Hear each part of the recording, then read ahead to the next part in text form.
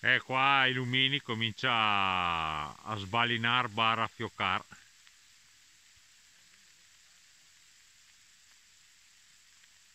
Come promesso, dai, qualcosina sta arrivando.